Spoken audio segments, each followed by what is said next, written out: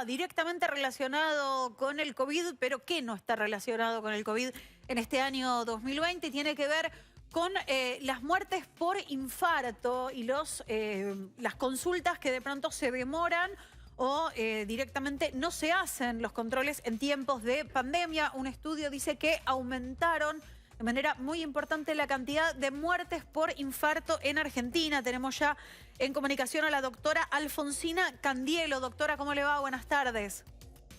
Hola, ¿cómo te va? Buenas tardes. Muchísimas gracias por la invitación. Los saludo a los dos. Bien, ¿esto es así? ¿Se duplicó la cantidad de muertos por infarto en Argentina? Sí, efectivamente, digamos, nosotros trabajamos en conjunto, digamos, 30 centros de 9 provincias de la Argentina y de la Ciudad de Buenos Aires. Son centros, digamos, de complejidad que están habituados, digamos, a tratar pacientes con infarto agudo de miocardio.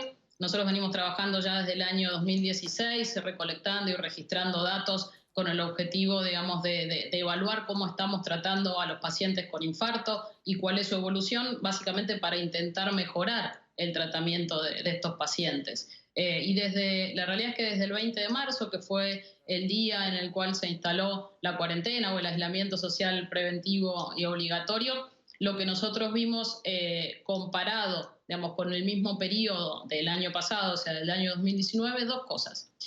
Lo primero, digamos, vimos una reducción de las consultas y de las admisiones por infarto agudo miocardio, y esto ya se hizo evidente a partir del 20 de marzo, durante los últimos días de marzo y durante el mes de abril y mayo. Ese es el primer dato importante que tenemos para compartir. Bien. Que esta reducción fue de un tercio, es decir, un tercio menos de los pacientes o un 30% menos de pacientes con infarto consultaron o ingresaron a los centros de salud. ¿Sí? Tener estos datos para nosotros fue muy importante porque nos ha permitido, digamos, ustedes nos han dado también la posibilidad de hacerlo, digamos, a tanto la Sociedad Argentina de Cardiología, la Federación Argentina de Cardiología y todas las sociedades científicas, y desde centros de varios lugares del país nos han dado la posibilidad de advertir a la población sobre esto y no quedarnos, digamos, con el dato solamente, sino tomar acción e intentar mejorar esto. ¿Sí?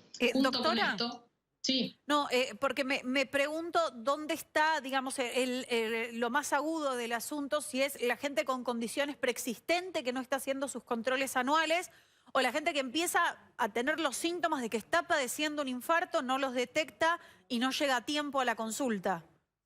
Bueno, es una mezcla de las dos cosas, ¿no? Digamos, desde el inicio de la cuarentena, digamos, la cuarentena fue muy estricta al principio. Y estos datos que yo te estoy diciendo en cuanto a la reducción de los infartos se vio también en otras partes del mundo, pero sobre todo se vio en lugares en donde el sistema de salud estaba colapsado y en donde la gente no quería ir a los centros de salud o a los hospitales o a las clínicas. Esto sucedió en España, sucedió en Estados Unidos, sucedió en Italia. No quería ir por miedo al contagio, porque veían a los centros de salud como focos posibles de contagio.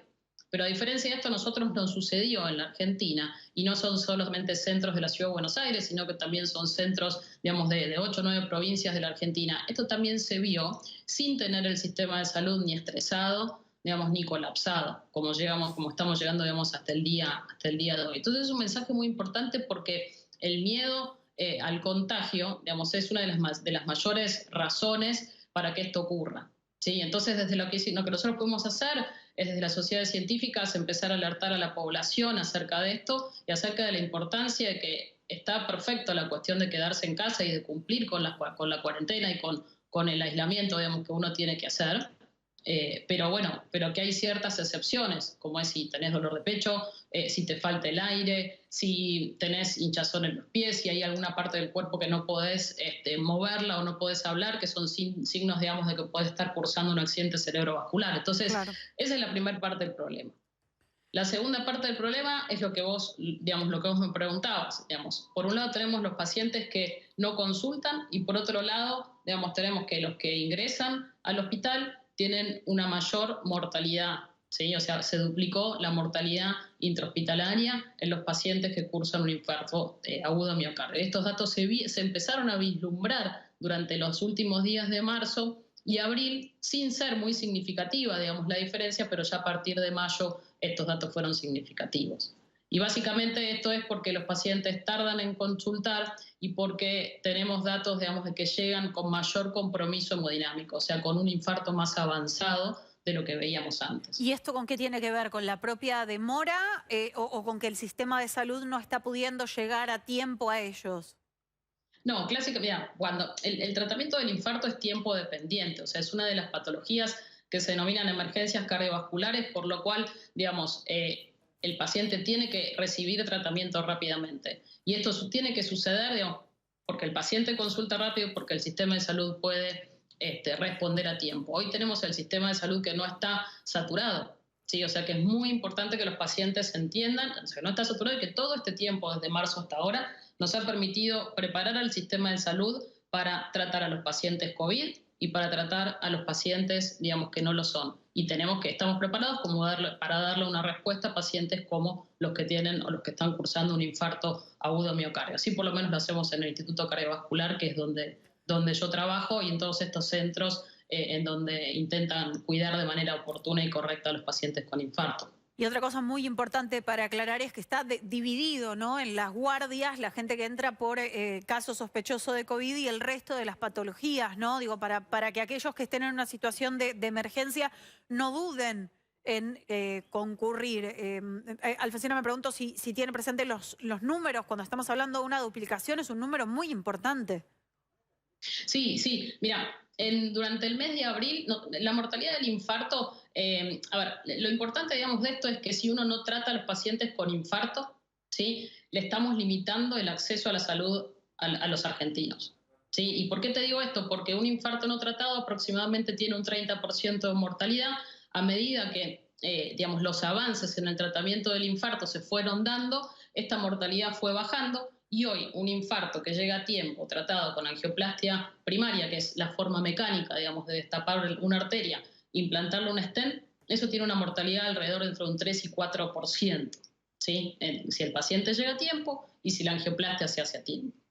Ahora, si nosotros dejamos sin tratamiento a los pacientes, esa mortalidad aumenta. Particularmente durante el mes de abril, la mortalidad pasó de un 5%, que fue desde el 20 de marzo hasta el 30 de abril de 2019, a un 9%, ¿sí? En la misma fecha post-cuarentena.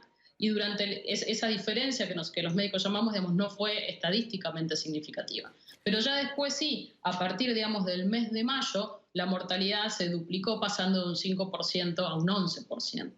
¿Sí? Entonces, el hecho de tener estos datos y la importancia de contar con estos datos es poder accionar, digamos, y tomar acciones y salir a los medios de comunicación y comunicar a través de las redes sociales. Lo hemos hecho desde, como les dije antes, desde instituciones públicas y desde instituciones privadas. Y la contracara, digamos, de esto es que durante el mes de junio y julio, los infartos volvieron, digamos, a aumentar, casi recuperándose durante el mes de julio, o sea que claramente algunas acciones que hicimos, digamos, pueden o podrían haber funcionado, y la mortalidad está recuperándose, intentando, si bien todavía continúa elevada, digamos, intentando volver hacia las cifras previas. Doctora, Ahora sí. ¿se pudo establecer de qué manera influyó esta situación tan estresante que estamos viviendo desde hace tanto tiempo, que tiene que ver con la crisis económica, la cuarentena, el encierro y demás, en el aumento de números de infarto? Mira, eso particularmente ese dato no, pero sí está descrito, digamos, cuando uno mira estas famosas curvas de las que todos hablan, ¿no? Está la curva de COVID, digamos, que es la que con las medidas sanitarias adecuadamente tomadas desde el principio, digamos, se logró, digamos, aplanar, y estamos en esta cuestión de la meseta prolongada, pero detrás de esta curva, digamos, de COVID, vienen 3 curvas más, ¿sí? La primera, digamos, que son los pacientes que quedan desatendidos con patologías urgentes, como estos que decíamos de los pacientes con infarto. Cuando esto se prolonga en el tiempo, la tercera curva, digamos, son los pacientes con ya enfermedades crónicas, diabéticos, hipertensos, digamos, que necesitan de su control, que no deben abandonar la medicación y que tienen que hacer sus controles. Por eso nosotros desde el Instituto Cardiovascular hacemos muchísimo hincapié en tener a los pacientes controlados, y si no pueden venir de manera presencial, lo hacemos a través de consultas virtuales. Y la tercera curva, digamos, es todo el estrés y todo el daño económico más el burnout de los profesionales de la salud que toda esta pandemia genera. O sea, claramente esto es una situación inédita que está sucediendo, digamos, a nivel mundial. y que tenemos que intentar enfrentarla de manera multidisciplinaria.